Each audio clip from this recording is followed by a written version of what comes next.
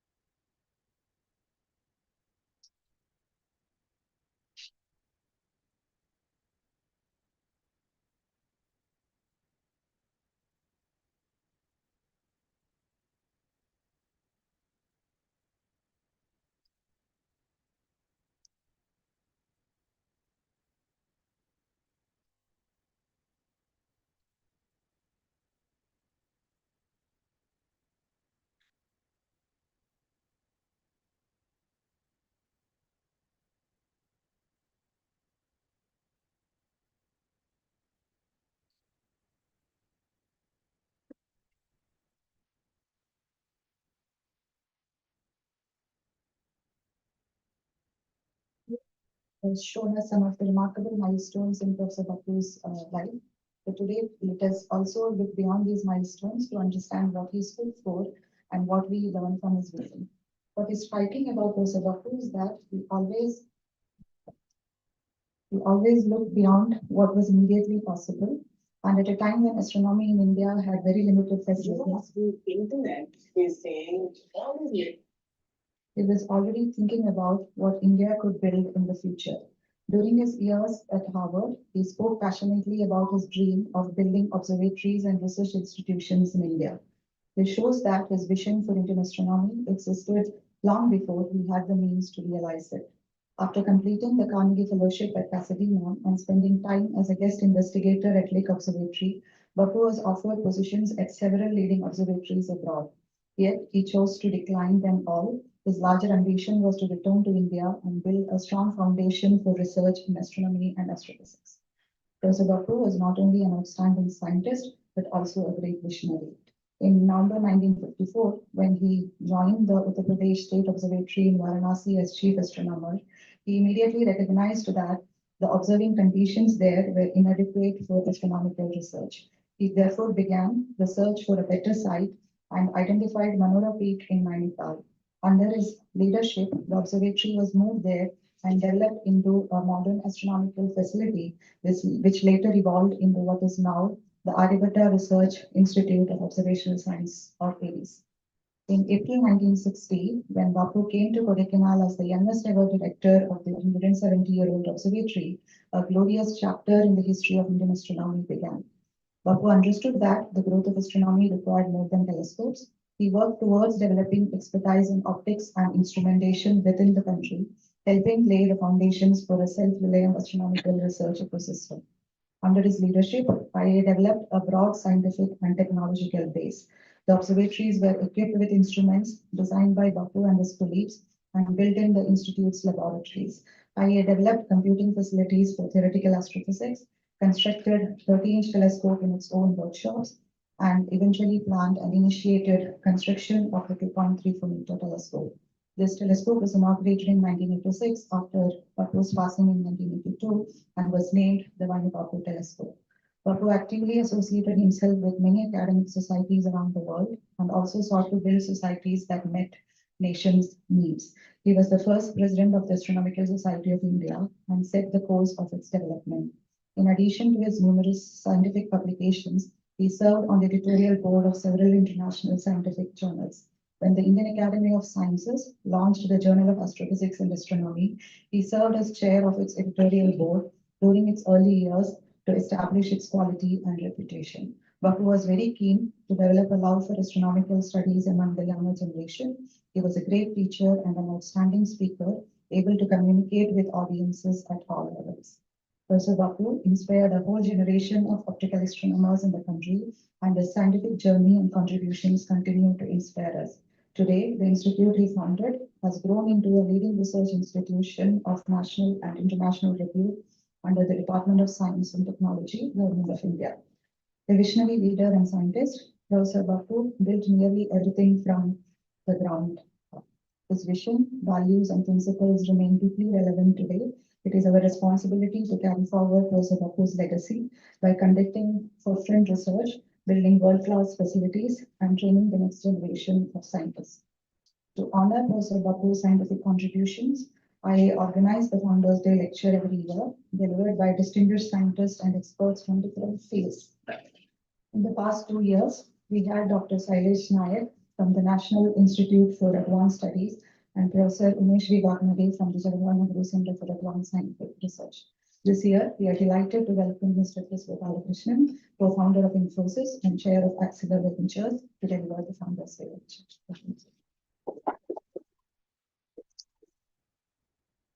Before we begin the lecture program, let us pay tribute to Professor Bapu by garlanding his bust.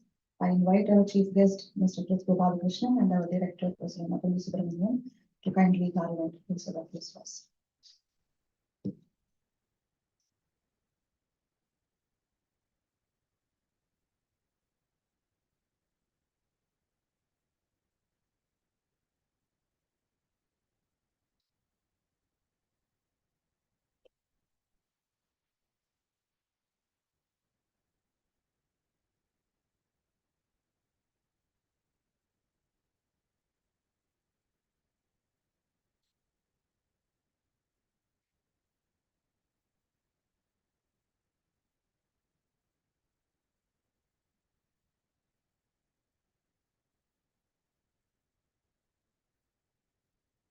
Thank you. I request Professor Napalli to welcome our chief guest with a bouquet of flowers.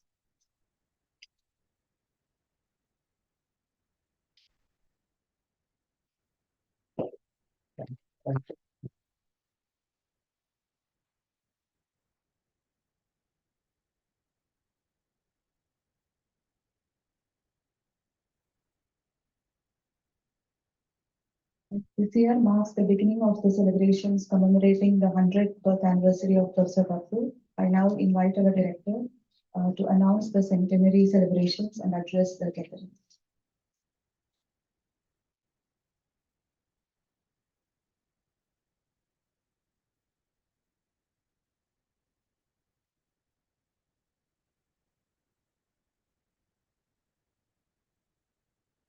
Good morning, everyone. Greetings of the day. I start this address by conveying greetings on this occasion from the Secretary DST, Professor Umesh Vagnade, the former directors of the Institute, Professor Ramnath Kaushik. Professor Hassan is already here, so thank you for being welcoming, Professor, and Professor Sri Kumar. I'm also honored to convey special greetings on this occasion from Mrs. Yamuna Bapu, and met her a week ago, and wanted her to say a few words, but then she said she would like to see the program. So we have some, and so this is being live streamed and she is watching from her house. And thank you from her side for joining us in online. We also start the centenary year of Professor Bapu. So we thought it will start from the 99th birthday leading to the 100th birthday. So we are starting today. And we already witnessed the archival exhibition put up by the library downstairs. So just to give a brief of brief history of Indian Institute of Astrophysics, it traces its origin to an observatory set up in Madras in 1786. And it moved to its permanent quarters in Nungambakkam in 1792.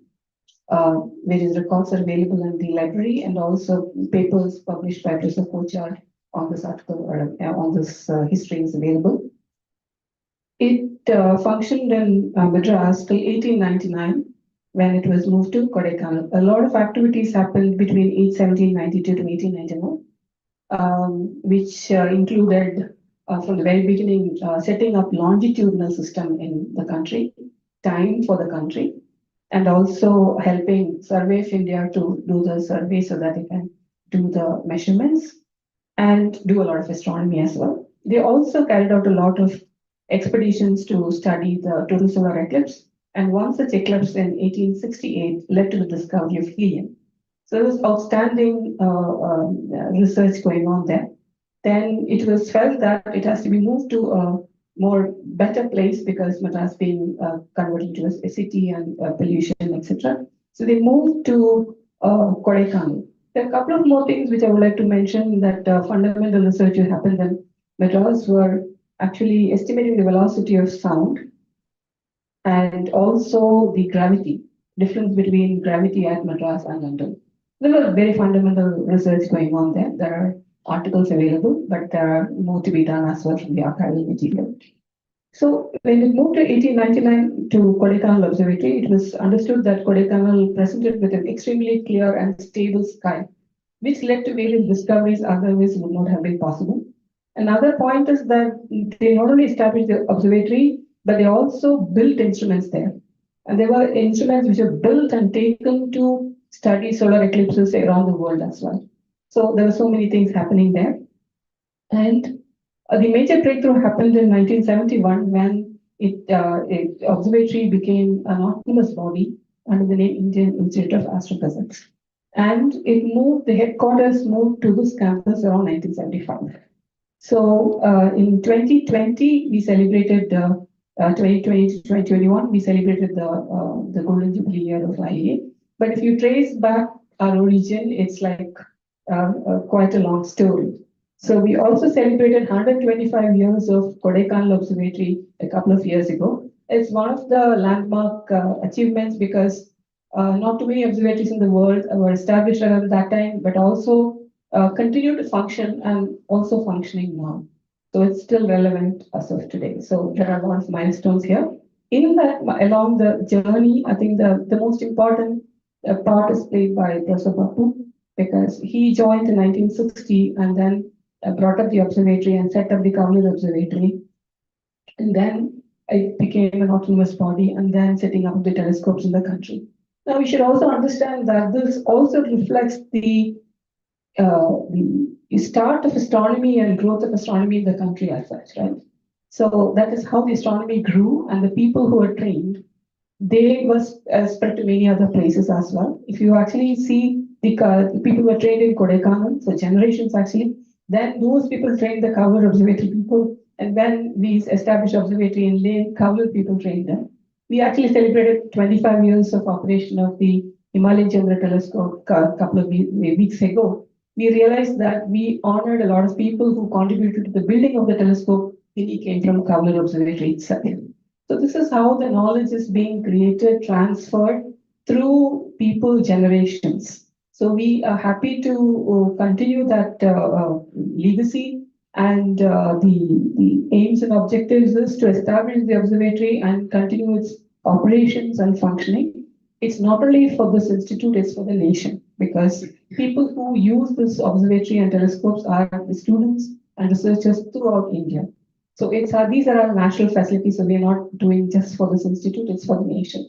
So continuing the legacy of Bapu, trying to establish our own facilities and expanding them, we were very glad to hear from the finance minister in the parliament the budget of 2026 allocations for new facilities. We heard about a 2-meter solar telescope in in Meerut, and then 2 telescopes in Hanle. One is the upgraded HCT, and it's a 3.7 meter upgraded HCT and a 13.7 meter national large optical telescope. So these are in the pipeline.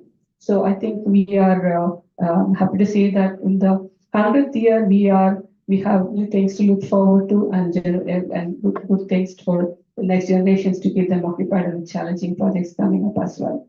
So I stop here. And we start the centenary year program today.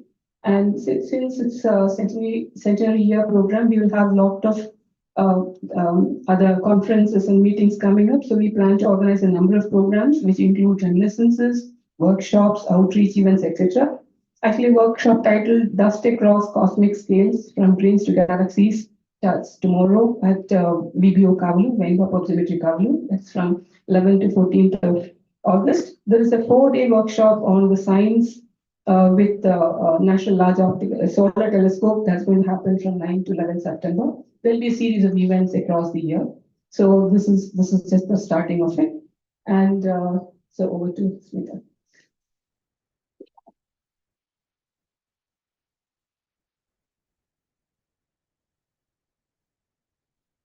Professor T.P. Prabhu, former Dean of IA and a close associate of Professor Bapu, to share his reminiscence.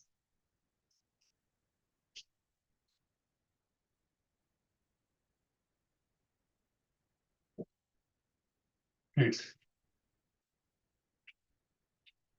During my early career in IIA Bangalore, I once learned that Dr. Bapu was giving a lecture in Raman Research Institute. And we generally were not hearing much of him in Bangalore, in IIA. So we all wanted to go there. So I went to the administration and asked if there is some vehicle going, because transport was very, very poor in Bangalore. And they said, yes, vehicles are all full, but the director is going alone, probably can go with him. And so I ended up sitting in the back seat of our director's car next to the speaker. And I thought I should do some small talk. And he said, quiet, I'm preparing for my lecture. So I thought today I should speak the same way, try to write for a couple of days what I want to speak. And I just jumped this morning. And whatever occurred to me this morning, I'm going to speak. So we keep hearing that lives of great men all remind us we too can make our lives sublime. But I don't know whether we really manage, depends on our capacity. And when you love somebody, when you respect somebody, or when you revere somebody, so whatever resonates with you, certainly that will amplify. And we get inspired to do at least go in that particular direction. So I just want to talk about a few things I learned from Bapu, and things I appreciated but couldn't learn, like diplomacy, for example. And in sort of a chronological way as I discovered them. So first one is that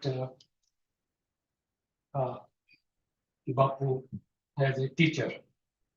Actually, even before that, maybe I should start with Bapu, who loved the skies day and night.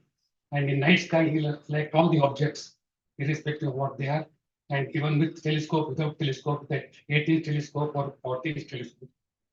And he would show them to anybody at the schools or visitors and so on, personally. And then when I joined him as a research scholar, so he personally taught me how to observe, how to operate the telescope, how to observe. His method of teaching was practical. That's why we didn't hear any coursework from him in IIA. All his talks were like public talks elsewhere. He did teach, I think, in PRL, Sun is a Star, and only time he was called a visiting professor. Otherwise, it was Dr. Bapu. The director had no other designation as professor. And this teaching which he taught me, so personally, see, he wanted me to also propagate it beyond. So, for example, once I was doing my thesis, and he just called me and they said, take this person to Kavlur and teach astronomical spectroscopy. I said, sir, I have to submit your thesis in 3 months. He said, when you have learned something, your first duty is to teach. After that, you can do anything else you want. So I did go to Kavlur. So, of course, next was hard work.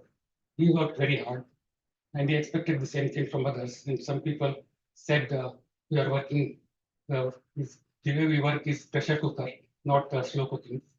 And so he taught me how to observe, but he left me in library in Kodaikanal and said, start reading all the Harvard series book from some by Donald Menzel, Kuiper's solar system, though he had asked me to work for my thesis on extragalactic history. And he said, read all the journals from volume 1. Indeed, I started with volume 1. I don't remember how far I ended. But his way of working was really day and night. In Kavlur, he used to spend about 15 days. Sometime we were observing, till midnight he would be around. He would watch, even if it is our own program. Then go to sleep, or which is what we thought. In the morning he would get up and our plates would be in water being washed. He would go there and lift them and see how the spectra are. And suddenly he would call. So we didn't notice that he had gone to a dark room. He would call Prabhu, and I would go and see. And he would say, last night at 2 o'clock, the dome moved southeast. What were you observing there? So, so that is the way he worked. He was thinking day and night about what he wanted to do. And there are many other qualities I will not elaborate upon. His humility and his appropriate behavior everywhere. His honesty, integrity, and high ethical standards and so on, and meticulousness in everything. So at the end of his life, when he went to he had an appointment for his heart surgery in Germany when he went to Viso as a visiting professor. Okay, and the second time he was a visiting professor. And then at that time, he had cataloged all his personal belongings related to astronomy, all his books, which were later got transferred to library. And he has told his brother-in-law what to do with everything. And after going there also, he has kept in mind that if he doesn't come alive, what should be done in future. So in his last talk to me, telephonic talk from him, as soon as he went to the hospital, so he told me what to do about the Journal of Astronomy. I was managing it just for the chief editor. So after that, he wanted me to go to academy and convince them and take over as associate editor. Okay. And he said he is worried about two things that IIA has to do: 1985 General Assembly of IAU and the 90-inch telescope. So it was called 90-inch that time, not at 93 or 2.34 meter. And that talk I transferred to Bhattacharya's place. So I said, so I was looking after only the journal, so rest we can talk to Bhattacharya. And so that was the, in addition, I also got a packet from him after he passed away. Letters to be distributed. He didn't want to send individual letters to everybody, affixing extra postage. He sent me a packet of letters which have to be distributed to within India, mailed in India. And these letters were his last letters to everybody. Of course, I read the ones related to journal. I used to accept these articles for the journal for editor, but I never rejected for editor. If it is rejection, you would write personally. So these last letters are also a couple of rejections which he has to write. He wrote it all by himself. So at the end, see the whatever vision he had for IIA and astronomy in India. So he inspired us to continue that. So I treat it as whatever has happened in large telescope doesn't remain large for a long time. You will still have to make large for the current time. So whatever we have done for the last decades is all his vision which inspired us all along. Thank you.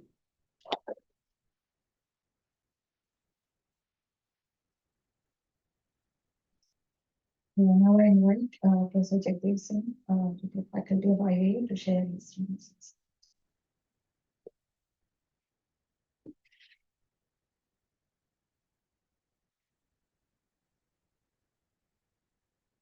Thank you for giving me the opportunity to share my experience with Dr. Bapu. First, when I joined Kodaikanal in 1974, after a month or so, Bapu came to Kodaikanal. We used to go around various places for the Bengal school. And then, when I met him, he asked my whereabouts. I am finding this thing very difficult. And after finding out all these things, I said, this is fine. I was staying in the guest house that time. And he said,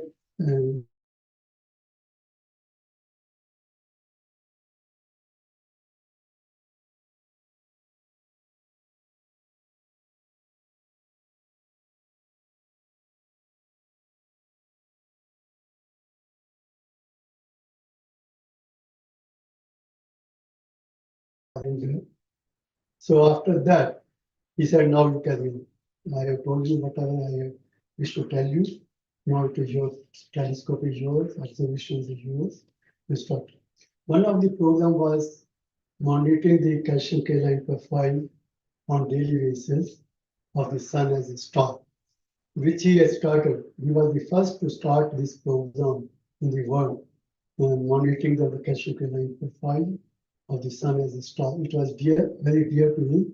He wanted to find out the variability of the sun to calcium K line profile. When the plasma become more and the plasma become less. So I continued with that. And 79, he told me, come to Bangalore. No, you have to stay at Bangalore for about 7-8 months. He arranged a room for me in the back side of the optical workshop with a lot of mosquitoes all around. And then I continued. I used to get up around 6 o'clock and start up experiments, observation, not observation, but experiments. So this was going on. He has meticulously planned 10 experiments to be done during the total solar eclipse from Jawalgera and Hosur in Karnataka. During the total solar eclipse of 1980, February 16. So one of the experiments involved making a 70 feet tower, 70 feet high tower at Jawalgera. So when this tower was being made, it was made, many people were looking into it, Gabriel was making it. When it was complete and the instrument was put up on the top of the tower, they found that Bapu was not there at that time. He was at the hospital, and he was supposed to come in the night on that day. In the morning, they find some oscillations in the image. So when he came back, people told him that there are oscillations. Then Bapu saw that. So he was so much dedicated to the science and his program that he climbed up 70 feet up to the tower using a small step ladder. And some people who knew about Bapu's heart problem, they were worried about it. With his heart problem, he climbed up 70 feet high tower using a small step ladder. So it was marvelous, his dedication to the experiments, dedication to the institute. We just tell how to stabilize the instrument. He came down And then he told Gabriel that you do this thing. Gabriel was up at that time also on the tower top. And he did the same thing, instrument became stable. And there was no oscillation of the instrument thing, etc. during the total solar eclipse. So that was his dedication. And his integrity, Prabhu has already told, his honesty and everything. So during that period, he told me to determine the color curve of the 60 feet focal length lines. So there's no lab to find it out. So I got the lens, the sources, I got the posting arrangement made.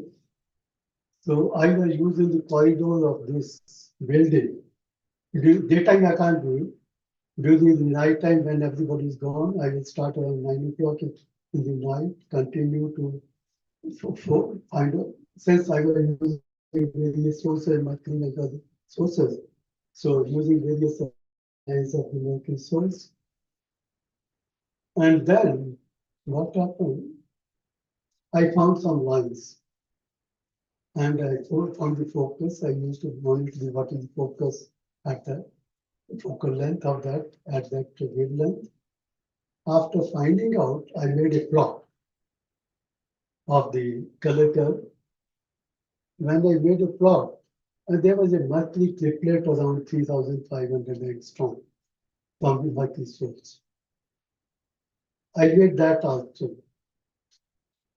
And I took that plot to him. So look at my face and says, when your eye became sensitive to 3,500 angstrom light. So I explained him that these lines fit in there only. So that is why I have plotted it.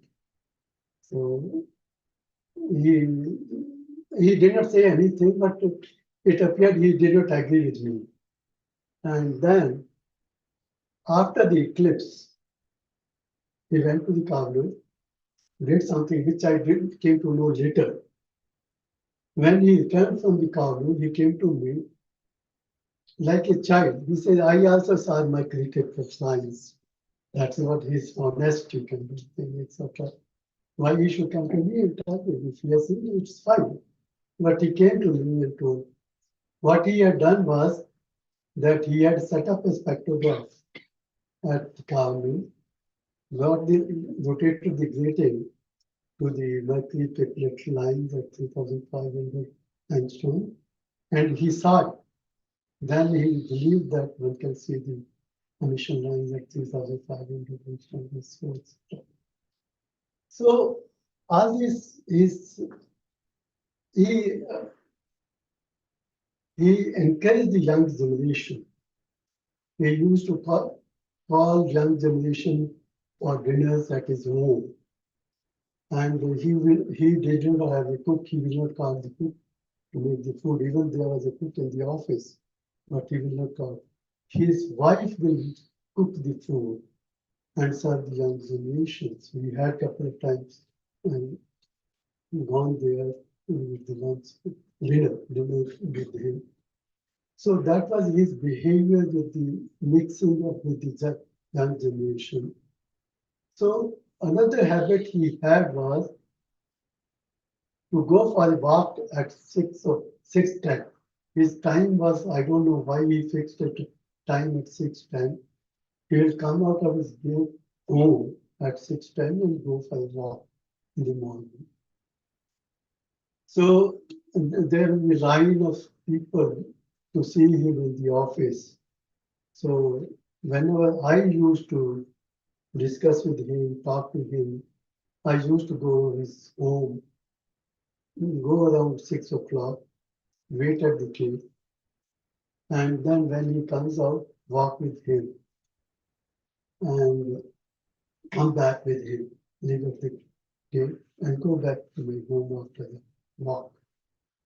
One such day, his wife usually will be at the gate when he comes back. She will be walking around at the gate. So when she opened the gate, he told her look at him. He is not going to care for me or bother about me when I retire from the office. Then I recalled conversation, what happened during the day, during the walk or something, etc. Probably some kind of conversation was going on. So I had told, people will care for you only when you are in the office, and people won't bother about you when you retire. Okay, that was his kind of novel. I just finished with this. So there are many stories which I can continue and take hours together. I had experiences with him, but I will stop here. Thank you.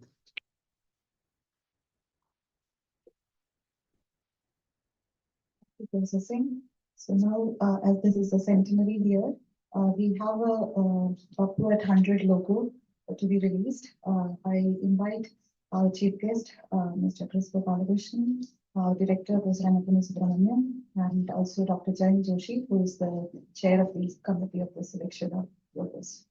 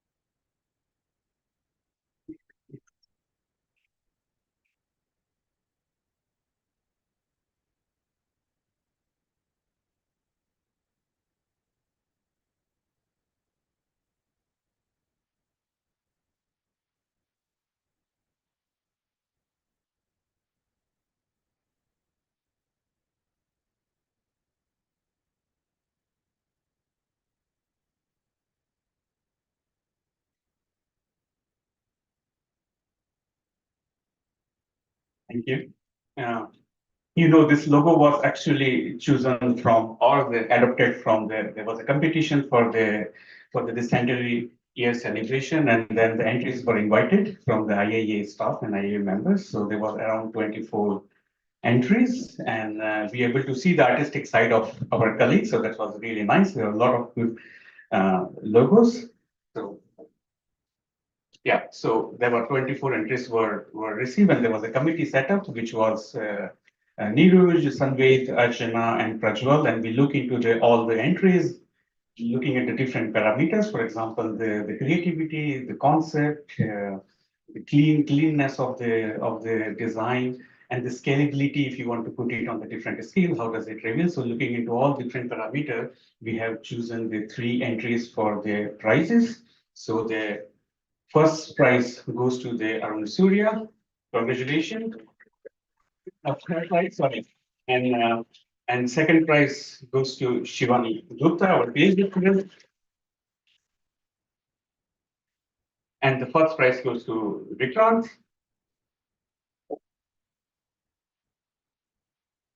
Apart from these 3 prizes, there are 2 honorary mentions, Dhanlal and Arumugam. So congratulations to them as well. You can see that the final adopted logo is primarily based on the first prize. Also taken the portrait of the Bapu in the final logo is from the 3rd prize. And you can see that the logo is here. We have a VBT, and then this stripe represents the comet, actually. So yeah. Yeah. So congratulations to all the winners.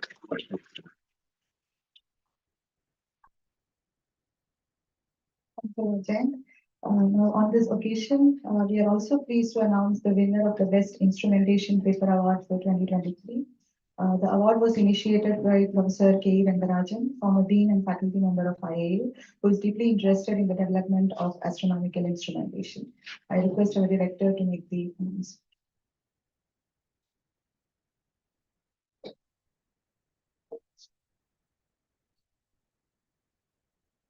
Yeah, so the Institute has a long tradition of excellence in theoretical, observational, and experimental astronomy. To promote focused research in astronomical instrumentation, it is instituted by Professor K. Rangarajan, former Dean and faculty member of IAEA, in support of advancing astronomical instrumentation at the Institute. So this is started in 2016 and the best instrumentation paper lecture for 2023 is awarded to this paper, the Solar Ultraviolet Imaging Telescope Suite onboard this is onboard intelligence for flare observation. So this is the authors are mentioned here. So I just wanted to mention that this paper is based on the work done by Manoj, and this is for the Aditya L1 mission, and the complete intelligent algorithm is divided into several sub modules, each working on a specific aspect of intelligence. These are the Helios 1 flare trigger module generates flare trigger using Helios hard X-ray data. The flare localization module locates the flare on the suit full disk images. And the region of interest tracking module, which accounts for the shift in the ROI coordinates and with the rotation of the sun. The auto exposure control module adjusts the exposure time depending upon the flare intensity for better contrast. So this is an algorithm which is actually built for onboard intelligence on a suit which is flying on Aditya L1 mission. Congratulations to the winners and the co-authors of the paper, and thank you, Professor Rangarajan. So the award is it is a tradition that the winner is announced on the Founders Day, and the winner is invited to give a lecture on a future date, and then the award is presented on that day.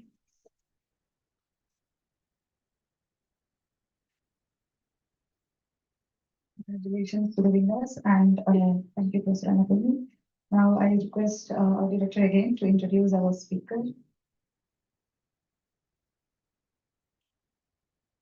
We finally reached the notes the Founders Day lecture. Just before that, guests and colleagues who are present here and also joined online.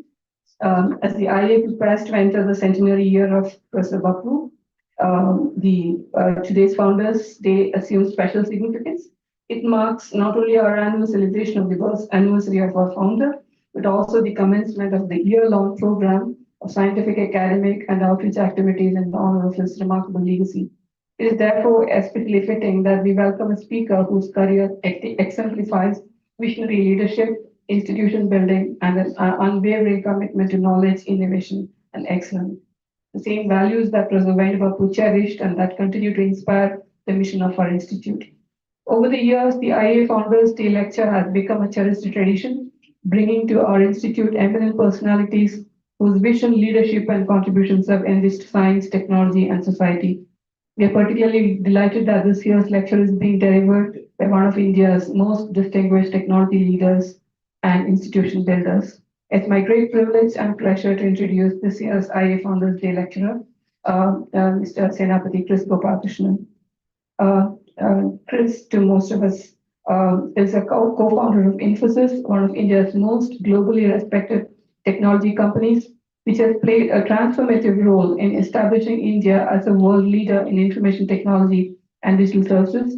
During his distinguished career at Infosys, he served in several key leadership positions, guiding the company through a period of significant global expansion and technological innovation. Today, Mr. Gopalakrishnan serves as the chairman of Acceleron Ventures, where he mentors and supports the growth of early stage technology startups, helping nurture the next generation of entrepreneurs and innovators. His commitment to fostering innovation extends far beyond industry, reflecting a deep belief that scientific research, technological excellence, and entrepreneurship together constitute the foundation of a nation's progress. A graduate of the Indian Institute of Technology, Madras, where he earned master's degree in physics and computer science, Mr. Gopalakrishnan has consistently championed the close interplay between fundamental science and technological innovation.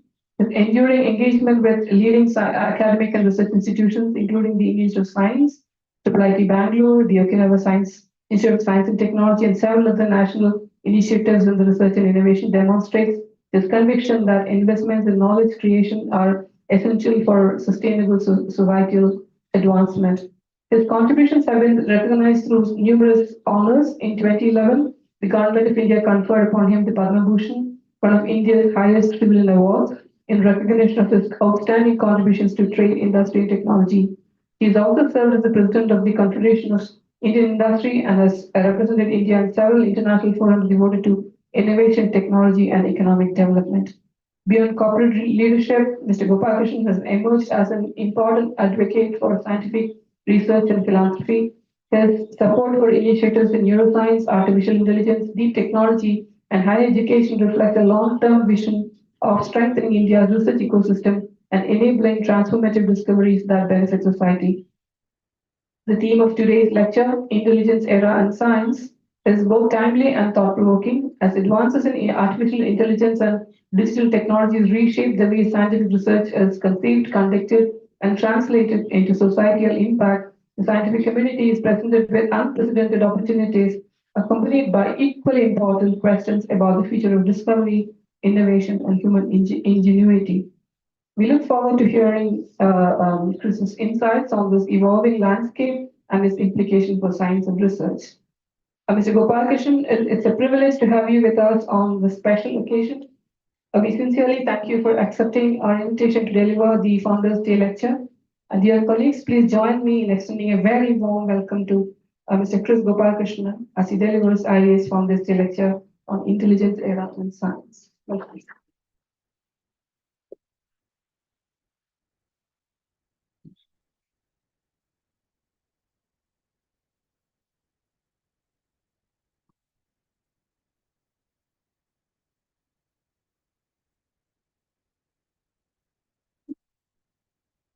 Dr. Annapurni Subramanian, Director of IIA, faculty members, scientists, researchers, students, invited guests, Mrs. M.K. Vainu Bapu, who I'm assuming is able to hear us. It's a privilege to join you on the Foundation Day of Indian Institute of Astrophysics. Thanks for inviting me for this year's Foundation Day lecture. We were able to hear about Dr. M.K. Vainu Bapu's contributions as well as his vision for astrophysics in India. But to me, more important was his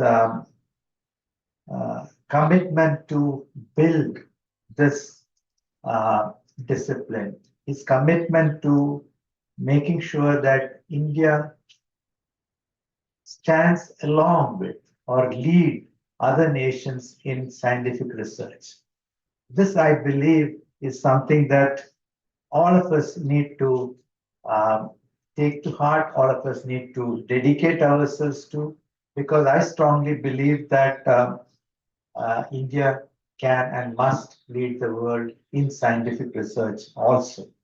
So I'm very thankful to all of you for giving me this opportunity to share this platform on this occasion, because what Dr. Bapu has created, built, and shared his vision to all of you is what we need to grow, build on, and I also believe that this must actually be repeated in every discipline that we work on, every discipline that we need to look at India leading the world. I also want to congratulate Dr. Annapurni Subramanian for receiving the prestigious COSPAR Vikram Sarabhai Medal at the 46th COSPAR Scientific Assembly in Florence, Italy. She is the first Indian woman to receive the medal. So, congratulations. Few scientific institutions anywhere can claim a history as long and as important as yours. As was mentioned, your story begins with the Madras Observatory in 1786. It continues through the work of the Kodaikanal Observatory in 1899. It becomes the institution we honor today, the IIA, shaped by the vision of Dr. M.K. Vainu Bapu. So across nearly 2.5 centuries, generations of Indian scientists have worked to understand the universe and our place in it. The long record of solar observations at Kodaikanal is one of the rare scientific archives of its kind in the world. Some of that was also shown downstairs. Today, therefore, we celebrate more than an institution. We celebrate a tradition that has endured. Every scientific institution carries two duties. One is to protect and deepen the knowledge it has inherited. And the other is, of course, to take that knowledge further. So protect and deepen the knowledge, as well as take that knowledge further. The character of a research institution comes from holding these duties together. The Indian Institute of Astrophysics has done this for an extraordinarily long time with patience and distinction. I am from the IT industry and have watched how computing has changed many industries and sectors. So I'm going to talk about intelligence. So one such change that is taking place now is artificial intelligence. It is already teaching science. It is already touching science, industry, and public life. It's also beginning to change how discovery itself happens. We may later look back on this period as a new phase in the history of science, I believe. Such phases are rarely clear when they begin. They're usually named after or later when their effect becomes visible. But some questions are already before us. How will discovery change? What will become possible that was not possible before? Because that's the use of new technologies. Also, what responsibilities come with these new tools? And what role can India play in shaping this future? I think all of these are relevant. So I want to briefly segue into Bangalore, where we are today. Bangalore is often called India's technology capital, but I believe it was a scientific city long before it became known for its technology. The Indian Institute of Science built a culture of rigor here. C.V. Raman did work in this city that brought India its first Nobel Prize in the sciences. Of course, the Indian Institute of Astrophysics is also here. Now, around IISc grew a remarkable group of institutions: the Raman Research Institute, the Jawaharlal Nehru Center for Advanced Scientific Research, the National Center for Biological Sciences, INSTEM, CCAM, National Aerospace Laboratories, and ISRO. So together, they make Bangalore one of the world's important centers for science and technology. What matters is not only the strength of such institution, of each institution, it is also their closeness to one another. The discoveries of coming decades may not come from one field working alone. They may come where disciplines meet. Astronomy, of course, with machine learning, biology with computation, material science with artificial intelligence, medicine with data science. The future will need specialists, but it will also need communities that can bring different kinds of expertise to the same hard problem. Now, few cities can bring together such depth in astrophysics, biology, materials, aerospace, engineering, and computing within such a small distance. What history has assembled here may be exactly what I believe the future needs. The 20th century gave science powerful instruments. Of course, telescope looked deeper into space, Microsoft looked deeper into life, accelerators, satellites, computers, and sensors expanded what we could see and measure. The 21st century may add a new kind of instrument, tools that are in a limited but important sense intelligent. For much of history of computing, machines helped us calculate, store, simulate, and communicate. They were powerful, but if I may say so, they were also obedient. They did what they were instructed to do. Today, that relationship is changing. Machine learning systems can find patterns in vast amounts of data. They can make predictions. They can generate text, image, code, models, and designs. They can sometimes produce results that were not directly specified by their creators. For the first time, we are building tools that help us build other tools.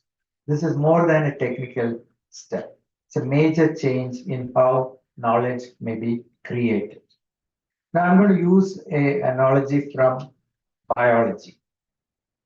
For most human history, biology was mainly a science of observation. Then came the discovery that life is written in a code, the software of life.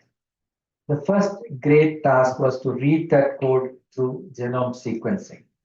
What had seemed impossibly complex slowly became more legible.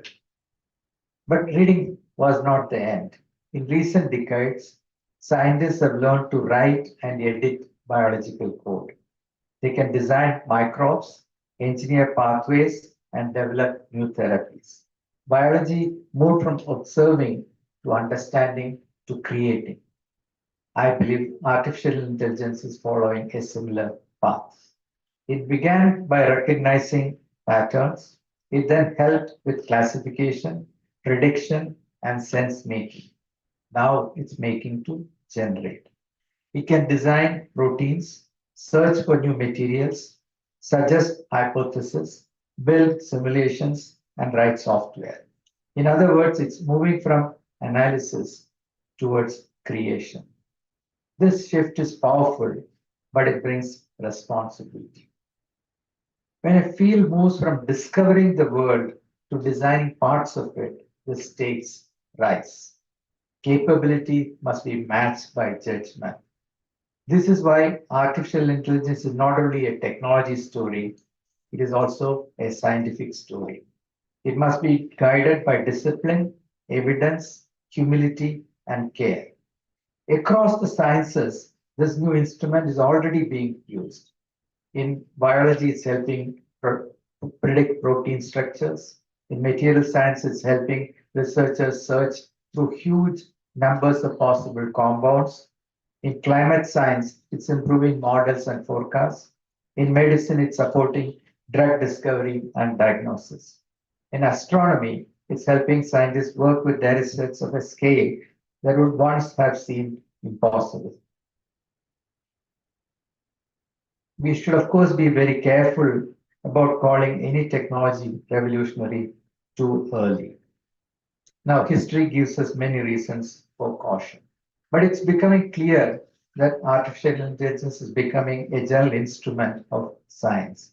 It may one day stand beside the telescope, the microscope, and large-scale simulation.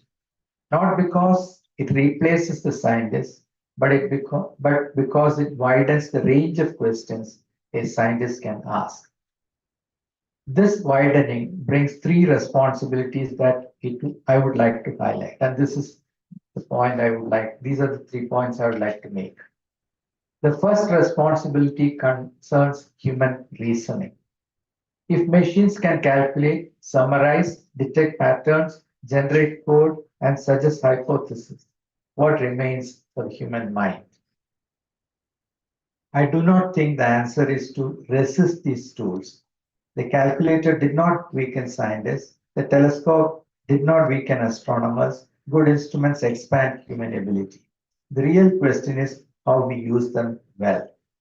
As routine intellectual work is automated, human qualities become more important, not less.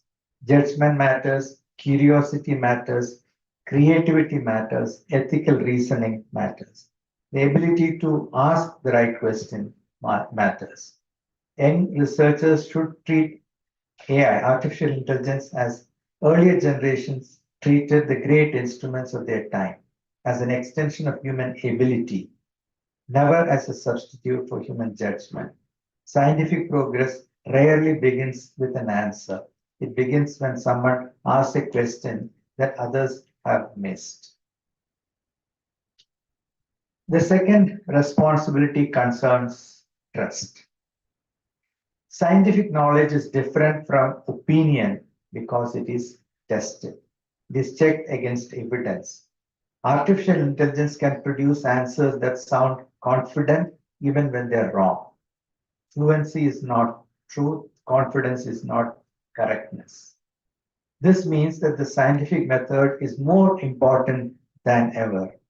Evidence, verification, reproducibility, and expert judgment must remain at the center of scientific work. The culture of science has taken centuries to build.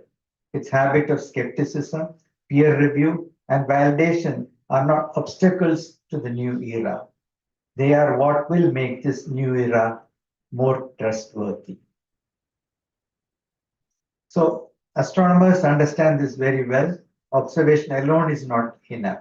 Every claim must finally be tested against reality. The same discipline must guide the systems we now build. Intelligence without verification is not knowledge. It is at best a guess.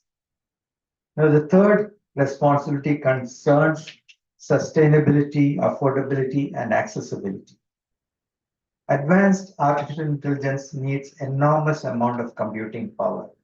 That means energy, infrastructure, and capital. These are challenges, especially for low-income countries, especially for us here in India.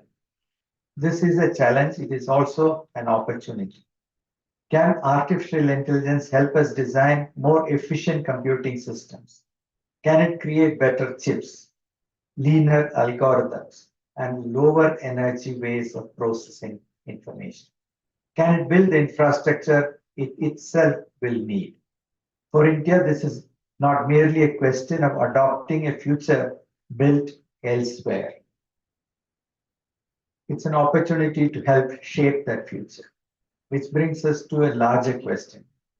Are we entering a new age of scientific discovery? I believe we are. It will not be free of risk. No powerful scientific tool ever is, but it's full of possibility.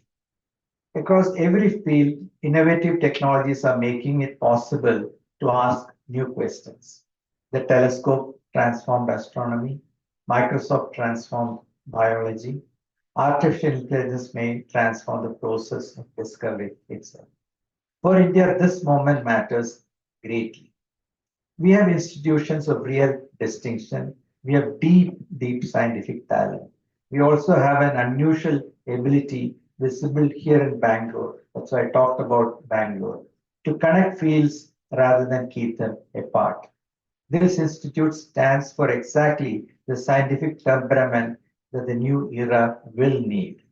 Patient observation, exact measurement, long commitment, and a courage to pursue hard questions over time. Astronomy teaches humility. It reminds us how much is still unknown. It shows us that every answer opens another question. For 240 years, this tradition has lived in this institution, has lived in the institution that led to the Indian Institute of Astrophysics.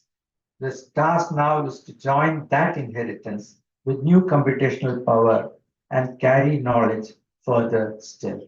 That prospect, I believe, is exciting. It's also encouraging. It suggests that the future of science will not belong only to those with the biggest machine or the largest budgets.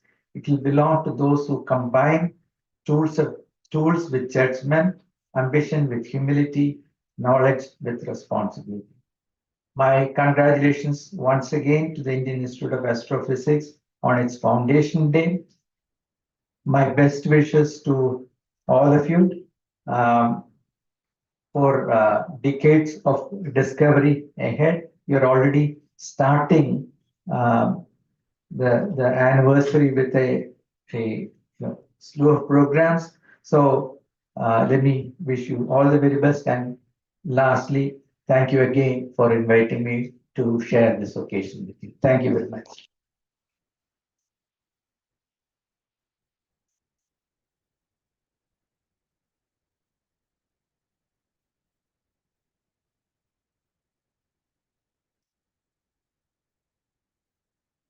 India position is here in terms of trying to compete with the rest of the world? Because it seems that China is doing very well in algorithm development, also hardware. So, and what are the efforts that the industry is doing to catch up in R&D and also invest? Many questions there. First of all, I believe we are at the beginning of this wave of innovation.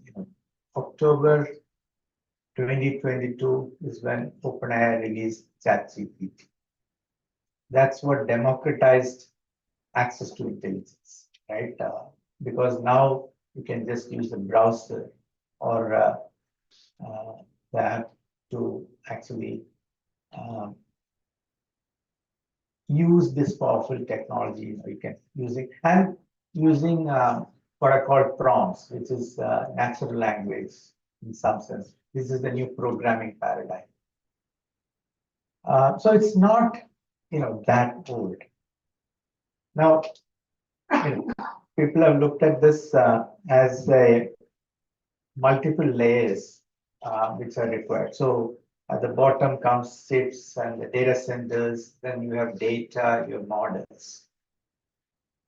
When you look at all these things, the data we have in abundance, but it has to be curated, it has to be labeled, it has to be cleansed, it has to be made available. There has to be a consolidated effort, and there is no dependency to outside world. It's our responsibility to make the vast amount of data that we have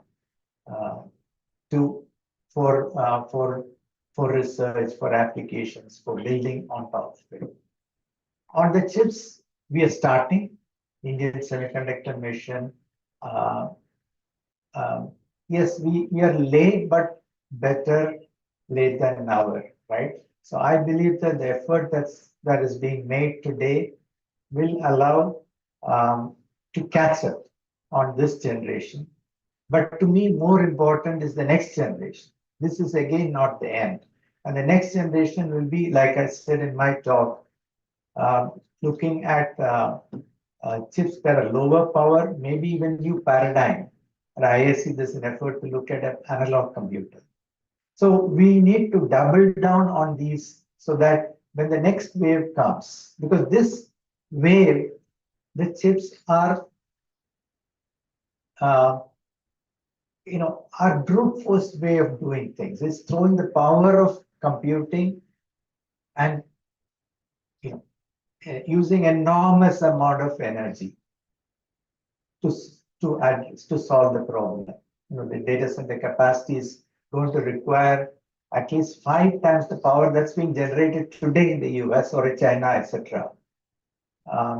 We can also do that, but it will be a lot more difficult in India because we still have yet to catch up on simple electrification, access to electricity across the country, right? So we need to think about low power computing, maybe new chips and things like that.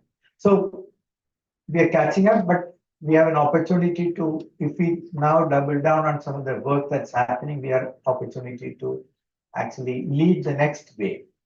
On the models, yes, we are starting to again invest in models. Bharatjan in IIT Bombay, Sarvam in certain under certain metrics, they are actually, so Sarvam, for example, using vernacular languages, those models are now scoring better than the tier 1 models or the frontier models from the developed countries of China. We are also very good at using open source and open weight models because the second largest population of AI experts are actually in India. All the multinational corporations have R&D facilities in India, development facilities in India. And Bangalore is dotted with them. I think there are about 1,000 GCs, so-called GCCs here, and a lot of the work is actually done from India. So it's not a problem with talent, it's a problem with capital and trying to catch up.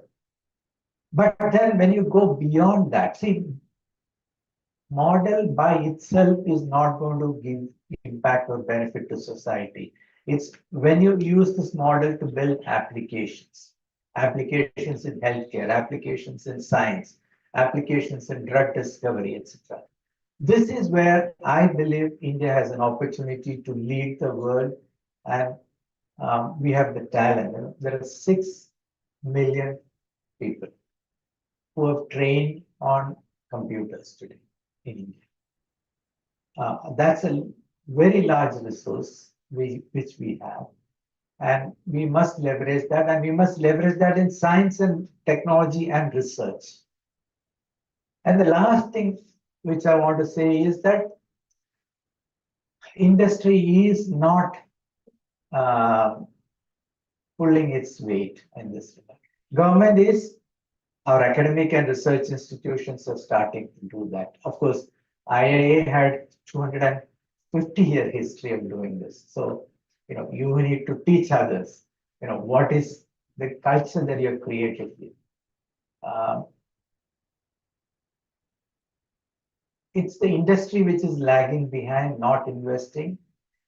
And there, we need some leading industries to believe that they need to be world leaders. We are satisfied being leaders in India. Ours is a vast economy, it's a developing economy, we're growing at 7-8%. We're satisfied.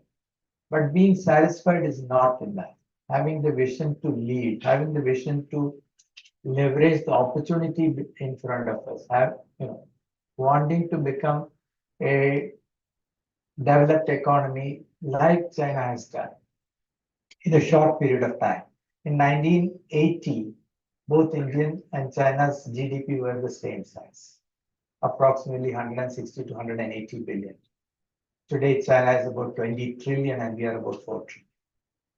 Okay? I think it's about our belief in ourselves and being ambitious, being not being satisfied. I think we need that to happen. We need to increase our investments in R&D. It's 0.7% of GDP. It has increased. Actually, now I'm told it's about 0.85% of GDP. So we are moving. Can we move faster? I feel resources from government is becoming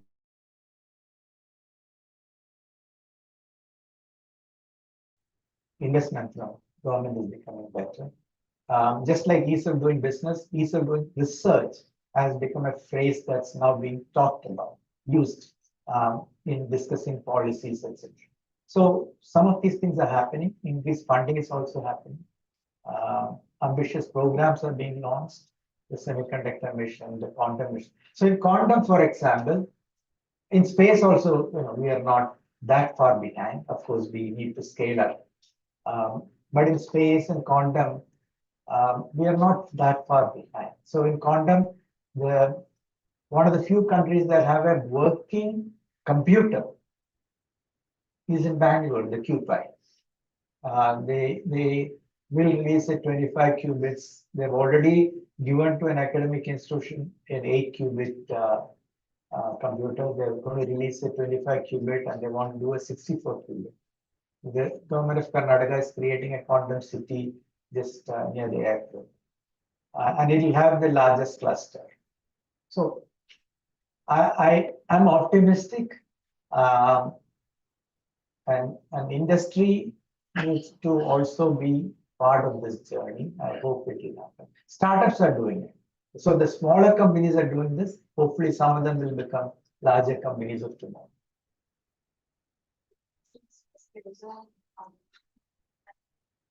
Yeah, yeah. Thank you. That was a wonderfully interesting talk. You bring up the point of investment in R&D from the industry. I was wondering what recommendations would you make to the government based on your own experience? How much more investment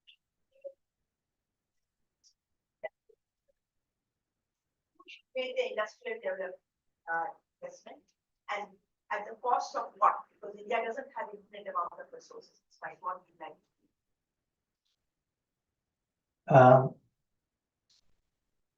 From 0.85 to 3% of GDP, 3 to 4% of GDP. So probably 2-3 times what we are doing today.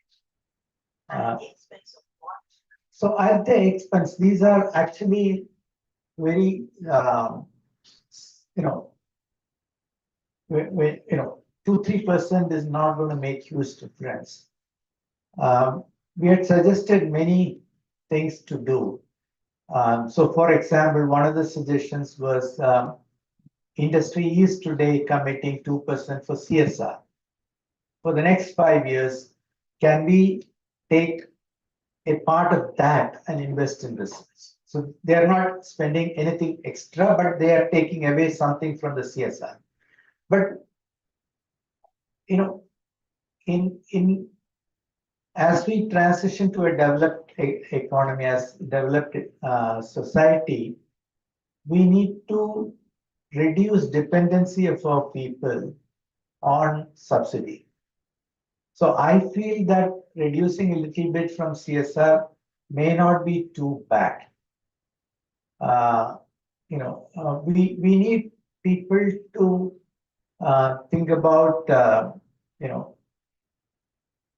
being more productive, etc. So it may not be a bad idea. There are other suggestions also. Another suggestion was instead of, let's say, taking half of CSR, maybe it will take 10% of CSR. So there are multiple suggestions.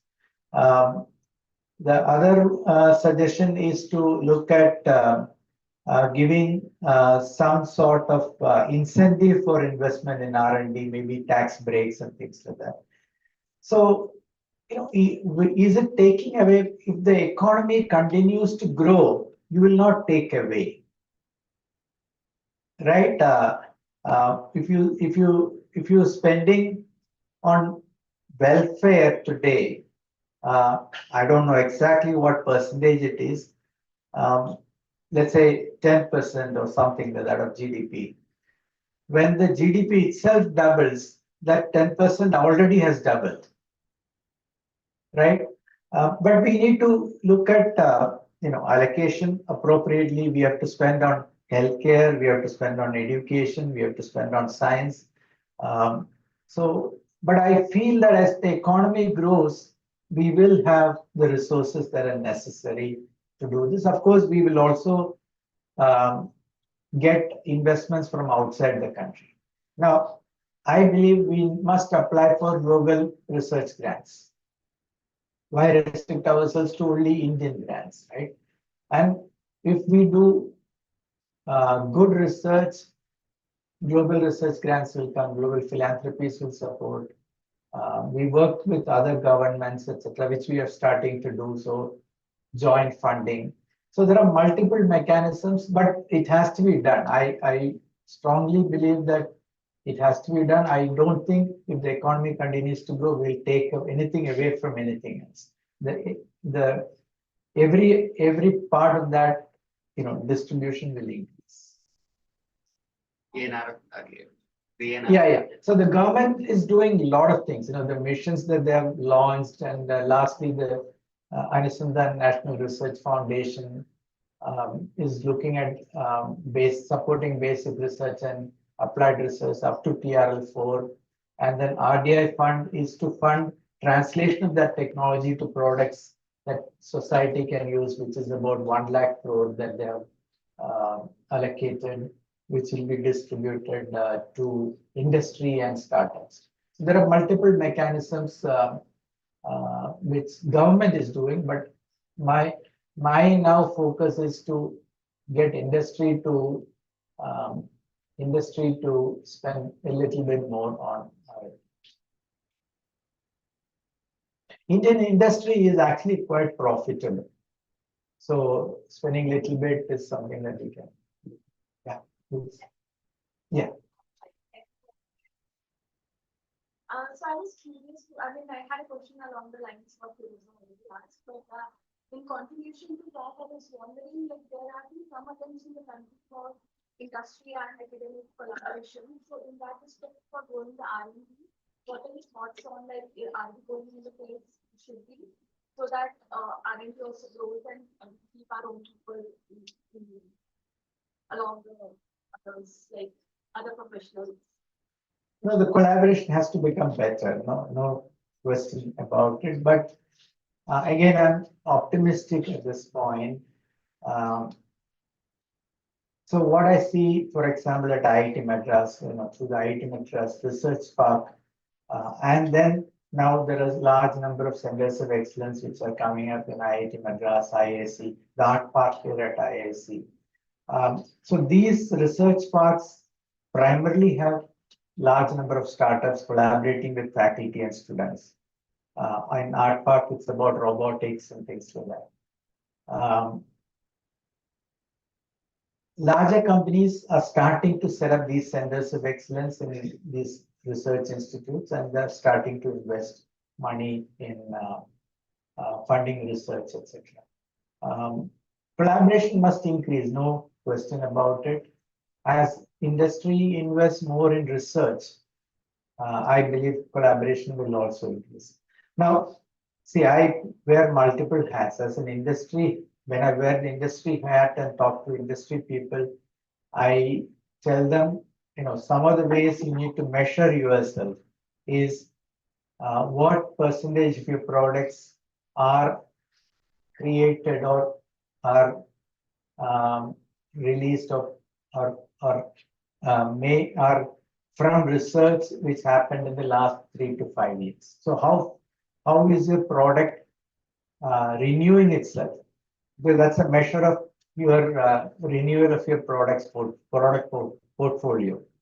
So what percentage of revenue comes from products introduced in the last 3 to 5 years? That's a good measure of how you're investing in R&D. The second question I ask is how much of your products are coming from R&D inside versus R&D outside? Can you set a target saying 1/3 of our products must come from R&D outside? That forces them to work with academic institutions. I also tell them, if you have a scientist within your organization, let's say you pay 100 rupees. If you work with an academic institution, you're getting almost free, 10% of that cost, because the students work almost for free. So you get, your cost of R&D comes down significantly. Plus, you are tapping into a large pool of open network, open science. They collaborate with researchers around the world, etc.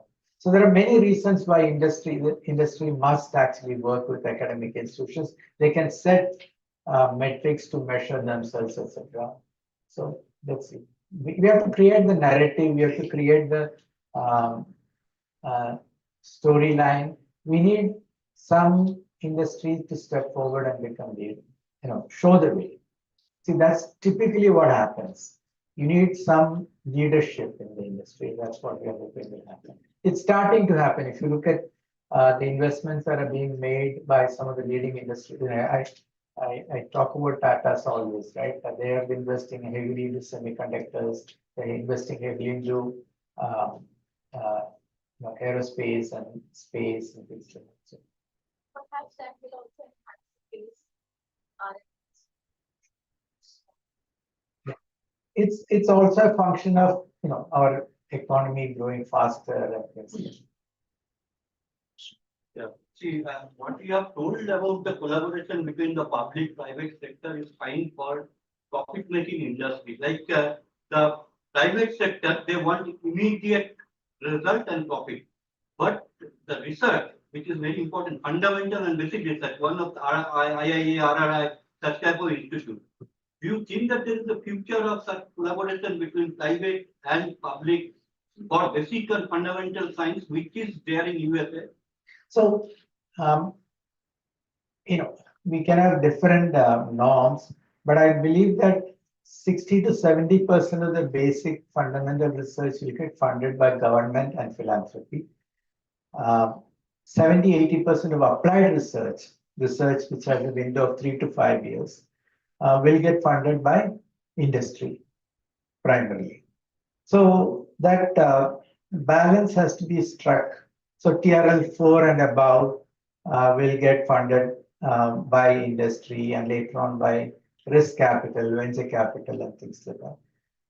Below TRL 4, TRL 1, 2, 3, etc., should get funded by philanthropy and government primarily.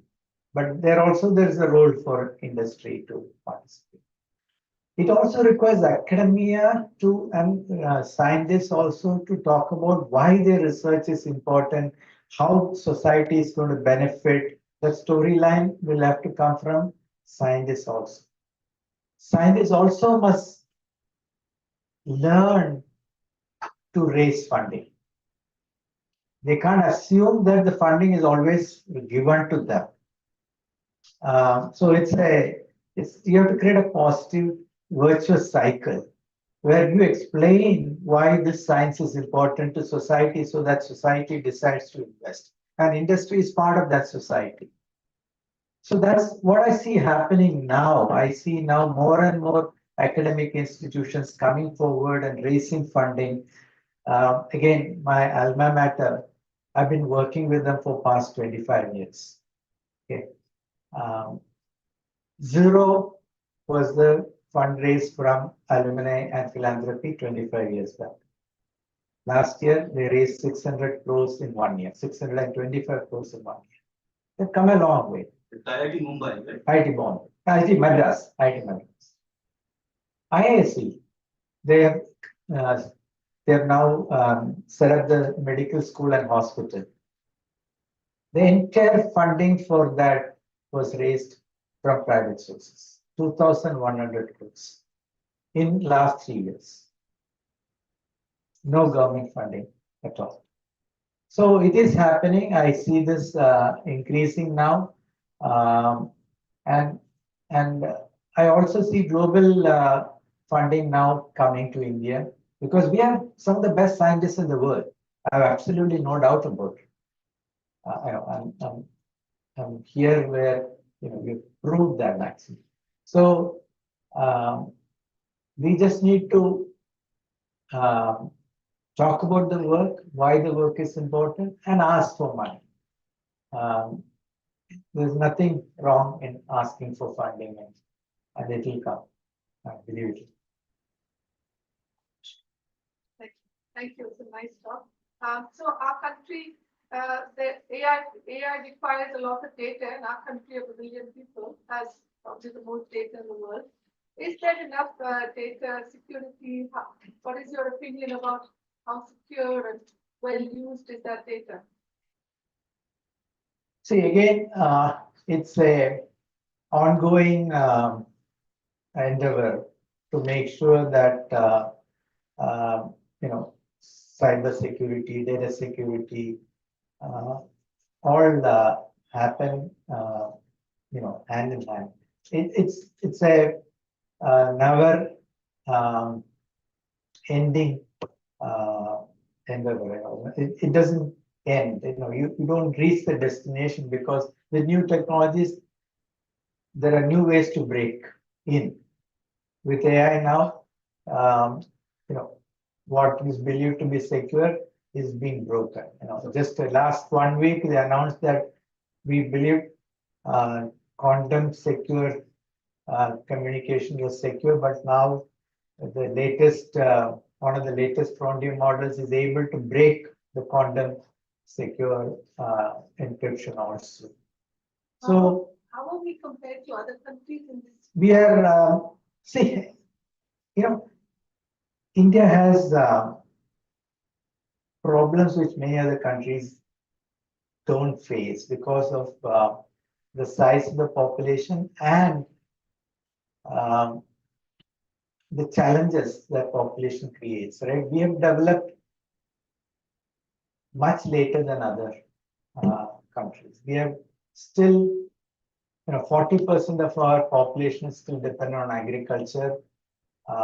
That's the population that is probably least literate. There are about 30% or 20% of the population which is on manufacturing, etc., which is in the 20th century. They're somewhat literate, and then there is the literate, which is about a third of the population, who are primarily working in the services industry as scientists or things like that, IT industry, etc. They're in the 21st century. They understand these problems. They understand this. So 60-70% of the population actually, when you talk about security, etc., they don't even understand what the issues are. They don't understand what it means, and they don't understand what the data will be used for, etc. So there are major challenges for us. We have to work on all these things at this point. So we have to work on education, literacy. We have to work on making the transactions secure for them. All of you have read about frauds that are happening, right? Cyber frauds that are happening and things like that. So we have to address all these things. But data security is, technologies are there. It can be secured. We understand how to secure it. We need to have the resources to, make that indeed happen. Having said all that, I also want to say that the concept of privacy has to change, right? If you don't, let's say, take health data, if you don't share your health data to compare, your parameters with a large database, which is used for machine learning, etc., you may not get the benefit of, leveraging that AI, right? Now, if you get a lab report, you can just ask one of the AI tools to find out what is wrong. You don't even have to go to a doctor. Of course, I advise you to go to a doctor. Don't accept these these advice, etc. But it will tell you immediately that these are the things that you need to do. Potentially these are the things you need to change in your life, and these medicines should be looked at, etc., etc. But that happens only if you're willing to share your data, right? So the concept of privacy is also changing, needs to change if you want to benefit from accessing these tools, etc. So all these are changing. Applications of AI. For example, some of the government initiatives like PSP, which are trying to integrate AI with the way you monitor teachers in school education. So that, especially how the impact of this will be on single teacher schools in rural areas. So I'd like to know what's your opinion. Yeah, so see, if you want to provide quality healthcare for the last mile, remote areas or tier 2, tier 3 cities, you need to use an AI agent to read the lab report, or read the X-ray, or read the MRI, etc. Because you don't have an expert there, right? For radiologists, we're terribly short on this. Similarly, if you want to provide a smart tutor to every student, today with an AI agent, we can do that actually. Small tutor to every student.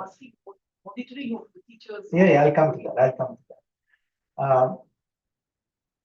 Etc. I think we need to use. Now, the paradigm of education is going through a huge transformation because, see, the traditional view of education was the teacher transfers the knowledge to the student.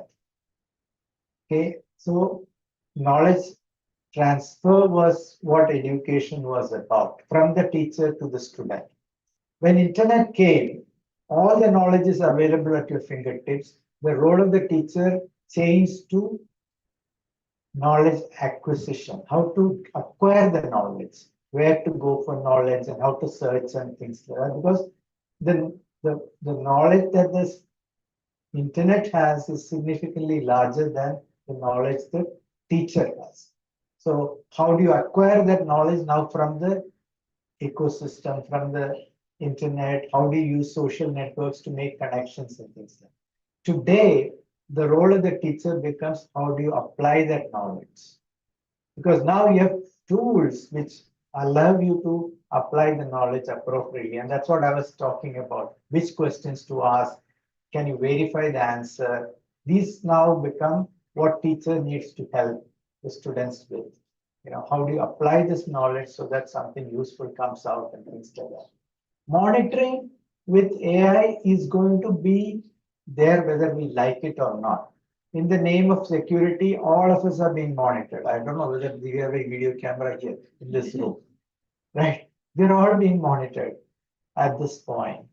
Now that's going to happen. And I don't know whether anybody is wearing a Meta glass here. I didn't ask actually. Because they may be recording, they may, all kinds of things are possible. Whether we like it or not, we will be monitored. We will be, and it will happen in schools, it will happen in public spaces, it will happen everywhere. So we need to, so these are cultural changes, these are changes that needs to happen in the society. One, we need to have policies and rules. Where will you apply this? Where will you leverage that data that you've collected? Can you use it to appraise a teacher, for example? Right? We need to come up with rules, regulations, policies, etc. We need to make people aware of what is happening. Now, for example, in these smart glasses, it's supposed to actually blink if it's recording, so that people know that actually you're wearing a smart glass and it is actually recording. Now, can you turn it off? I don't know. Maybe you can turn it off. But those are things that needs to happen now. And this transition is happening right now in front of, right now. We are part of that transition. And monitoring will happen everywhere, whether, it's teacher, factory worker, Meta for some time. I'm using Meta just because I read about it. They were actually monitoring all their employees. Everybody, because they had installed a tool on their computer system. So they know exactly what you're working on, how much you're working, etc., etc., etc. Now the report said that they've turned it off because the employees, said no, don't record it. But today technology allows you to do all of these things. So we need to now set norms, rules, policies, etc. Where will this be used? You have to make sure that it's a fair system. You have to make sure that it's balanced. There will be misuse, unfortunately. Where misuse happens, it has to be corrected. Yeah, very much so, very much so. I see this discussion in academic institutions. In fact, academic institutions, the teacher is at a disadvantage because the student knows how to use the AI tool. The teacher doesn't know. Students are telling the teacher that you can use it. So, for example, in the classroom now, some schools have said you can use AI tools, but disclose it. Tell the student that you have to disclose that you're using an AI tool. So if you're writing in an essay, please write saying that this is the tool I've used. These are the things that I've done. So disclose it. So you can't ask them not to use the tool because as they pass out, they have to use the tool in the workspace. In science, as a scientist, you have to use this tool. So you need to learn how to use these tools. So you have to train them. Now, you have to figure out how to make education better, etc. See, when our life became sedentary, we introduced physical education schools. right? Now there will be a period which says this is physical education, the students are taken out, they do some drill and exercise and games. In the future, not in the future, now we'll have to have mental education in the classroom, where you say, in this period, you can't use computers, you can't use phone, you can't, everything you have to do like you used to do before. Or you have to create now exercises to exercise your mind. That's what I talked about in the speech also. If you're outsourcing everything to the machine, be careful because the machine can be wrong. So all the more the scientific temper that all of you have been trained on to verify the result, now you need to apply to the output of the machine. It's even more important. Scientific temper is even more important now. You need to learn how to verify that the answer is correct. So these are all things that happening right now, but we have to, maybe 10 years down the line, these questions won't even happen because we would have figured out many of these. Thank you all very much.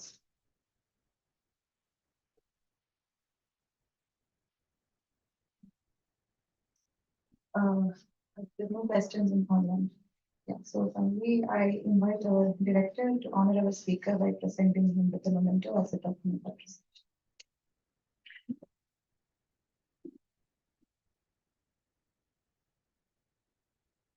Of the sky from May. Thank you.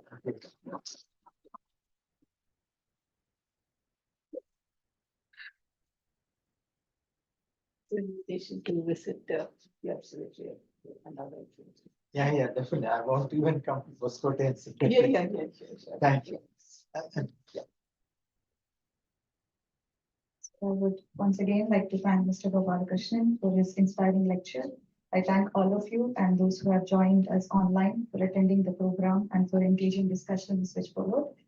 Finally, I would like to acknowledge and thank all those who worked behind the scenes to make today's program possible.